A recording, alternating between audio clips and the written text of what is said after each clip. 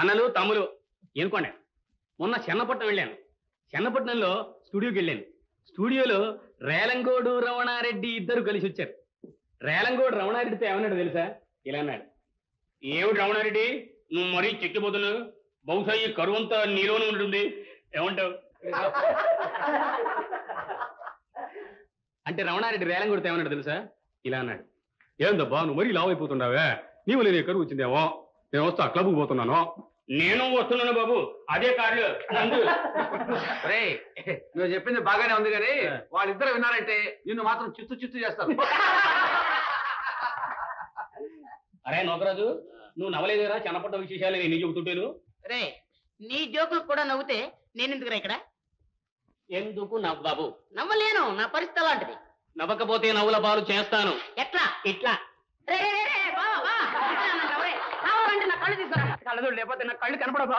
అరే బావాలు నా కళ్ళు పోండ్రా.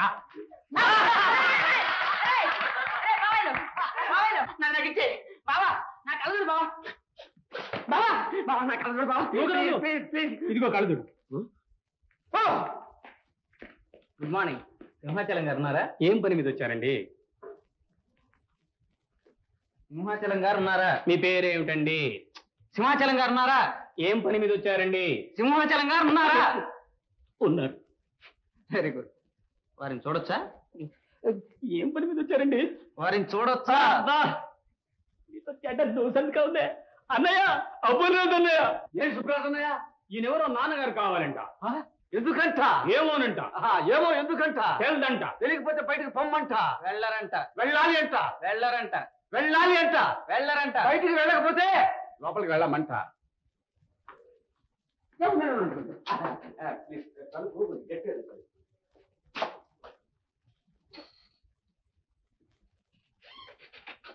రండి రండి. ఏం పని మీద వచ్చారు? వ్యాపారం చేయడానికి వచ్చారు. బెల్లం కొంటారా? కాదు, అల్లం అమ్ముతాను. మణుగు 116 116. ఇదివరకు ఎంత ఉంటుంది? 303 303. Glad to meet you. రండి రండి, కూర్చోండి కూర్చోండి. పాపం ఇది వరకుంటే గూడచారి ఘోరంగా మరణించాడండి. ఈ వృత్తిలో చావటం కానీ బ్రతకటం కానీ సుఖంగా ఉంటుందని ఎవరూ అనుకోరు. 303 మీకు ఏమైనా సాక్ష్యం అందజేశాడా? అబ్బే ఏమి అందజేయలేదే. ఆహా, ఓహో, ఏహే, ఆహా ఊహే అంటే గాని ఆయన ఎవరో చెప్పేటి. నాకు మాత్రం తెలుసు. ఎంత మిస్టరీగా ఉంది. సుబ్బరాజు, అప్పలరాజు లోపల పంపించు. అలాగే అండి అన్నయ్య.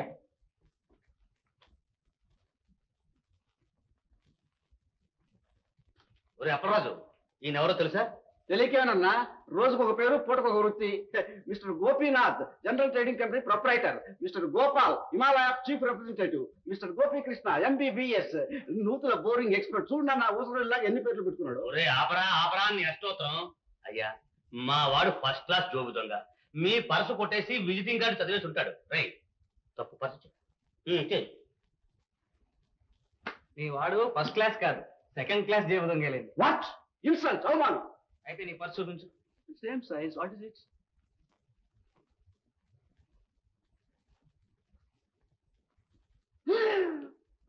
గురు, పరమ గురు, దాసోహం దాసోహం. ఈయనాళ్ళకి ఈడికి బుద్ధి చెప్పేవాళ్ళు దొరికారు. ఒరే అప్పలరాజు, ఈయన పెద్ద గూఢచారి. నంబర్ 116. అంటే 116 116. రై ఈయన ఈ ఊళ్ళో అడుగు పెట్టగానే మన విరోధులు పెద్ద ఆహ్వాన సంఘం ఏర్పాటు చేశారు. వాళ్ళని చిదగొట్టి ఇక్కడ దాకా వచ్చాడు. అంటే దుమా దుమ్మ మీద దుమ్మరా. నువ్వు వెళ్ళి వాళ్ళు ఎవరో తెలుసుకురా. ఓ ఇవాళ వెళ్తాను. అయ్యా గోపి గారు, మీకేం కావాల్సిన అడగండి.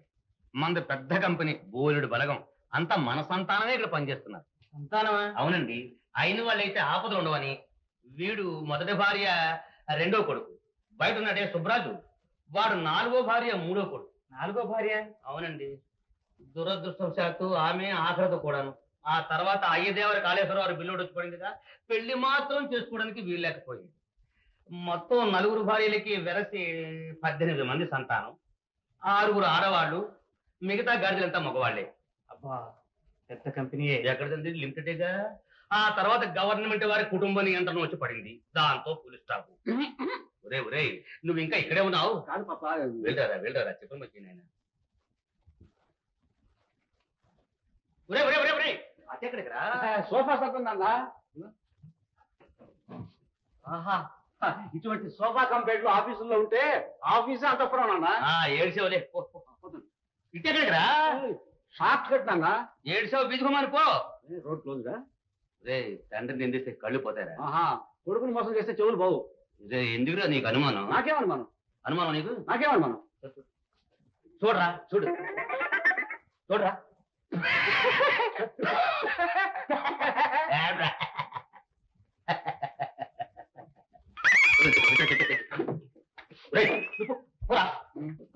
కొత్త పెళ్లి చూసిపోతాను. ముండా నువ్వు ఇంకా ఇక్కడే తెచ్చావా? మీటి తెలియలేదు. మరి ఏడు తెలుసు నీకు. ఇగో ఇలా కొనక్కలే.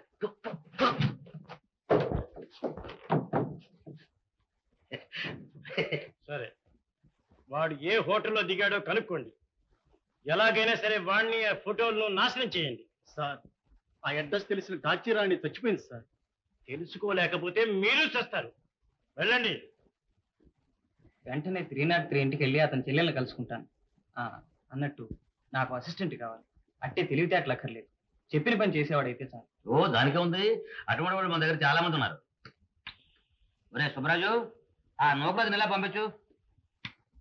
చూడు బాబు మీకేం కావాల్సిన మొహం అడగండి అడగండి అన్ని లభిస్తాయి. ఎయిర్పిన్ మొదలుకుని ఏరోప్లేన్ దాకా అన్ని సిద్ధం చేస్తాం. Thank you sir. వీడు నా 3వ భార్య కాదు 4వ భార్య. 3 4 కుమారుడా? కాదండి కొడుకుళ్ళకి ఎప్పుడూ మర్చిపోను. కాకపోతే బామ్మర్దులు మేనల్లు వగైరా కోతి ముఖందే వాళ్ళ లెక్కే కాస్త తికమక. వీడు నా మేనల్డు. రై వీరితో వెళ్ళి వారు చెప్పిన పని చేయి. అరే మొండ్ర మీ తండ్రి నాకు కూడా పని కల్పించావు అనమాట. Thank you. నీ పేరు నిలబడతాను మావయ్య. రేయ్ ముందు సరిగ్గా నిలబడడం నేర్చుకోరా. ఓకే ఓకే ఓకే వస్తాను. నమస్కారం అండి. నాకది రండి కూర్చోండి. ఏమిటండి అలా అయిపోతున్నారు? అండి కుండి అంటే నేను అలా అయిపోతాను. నన్ను నూకరాజు అని పిలుస్తాను. నేను గురు అని పిలుస్తాను. ఇష్టం ఉంటే ముందడుగు లేకపోతే వెనకడు.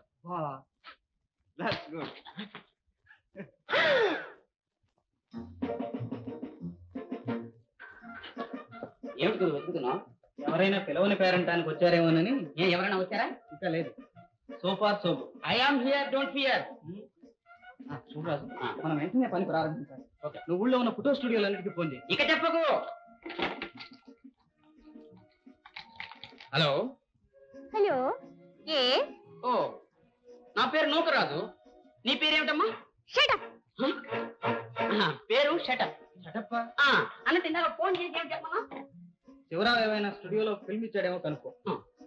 ఈలోగా నేను శివరావు ఇంటికి వెళ్ళి అతని సిస్టర్తో మాట్లాడొస్తాను. ఓకే జాగ్రత్త. Okay okay. శివరావు మరణ వార్త వినగానే స్వయంగా నిన్ను ఊరడించడానికి వచ్చాను. మీరు మా అన్నయ్య పై అధికారులా? అన్నట్టు మీ అన్నయ్యని చంపిన దుర్మార్గులు మీ ఇంటి చుట్టూ తిరుగుతూ ఉంటారు. అందుకే నీకు హెచ్చరిక చేయడానికి వచ్చాను. ఎవరు ఆ దుర్మార్గులు? నాకు చూపించండి. నా ప్రాణాలు పోయినా పర్వాలేదు. వాళ్ళని చేతులతో చంపి నా పగ తీర్చుకుంటాను. దానికే తప్పకుండా పగ తీరుతుంది. చనిపోయే ముందు శివరావు ఏదో ప్రబలమైన సాక్ష్యాన్ని సంపాదించాడు. ఫోటోలు కూడా తీశాడు. ఇంట్లో ఏదైనా కెమెరా ఉందమ్మా? లేదే. మా అన్నయ్య కెమెరా వాడటం నేనెప్పుడు చూడలేదే. అయితే అది ఎక్కడో దాచి ఉంటాడు. ఆ రహస్యం కనుక్కోవడానికి శత్రువులు వస్తారు. బహుశా మిత్రులమని కలిసి పనిచేసే ఉద్యోగులమని చెప్పి నిన్ను కలుసుకుంటారు. అంత నాటకం ఆడతారా? పట్ట పగలు హత్యలు చేసి పచ్చి నెత్తురు తాగే ఆ రాక్షసులకు ఈ కపట నాటకం ఒక లెక్క. అన్నట్టు ఆ దుర్మార్గులు నిన్ను కలుసుకోవడానికి వస్తే వెంటనే నా పగ తీర్చుకుంటాను. వద్దు, నీవు కూడా నాటకమాడి మాకు సహాయం చేయాలి. మీ అన్నయ్య ఆత్మశాంతి కోసం కొంచెం నటించాలి. చెప్పండి, అన్నయ్య కోసం ఏమైనా చేస్తాను. ఆ వేషగాళ్ళు ఎప్పుడొచ్చినా సరే ఏదో ఒక సాకు చెప్పి మన్నాను రమ్మను. బోధపడిందా? నేను ప్రతిరోజు ఏదో ఒక సమయంలో నీకు ఫోన్ చేస్తాను. ఆ దుర్మార్గులు వచ్చిన సంగతి నాకు తెలియచేయి. ఆ తర్వాత సంగతి నేను చూసుకుంటాను. అయితే ఒక్క షరతు. మా అన్నయ్యను చంపిన హంతకులకు శిక్ష పడటం నేను కళ్ళారా చూడాలి. ఆ అవకాశం కల్పిస్తే తప్పకుండా కలిగిస్తానమ్మా. నేను వెళ్ళొస్తాను. జాగ్రత్త.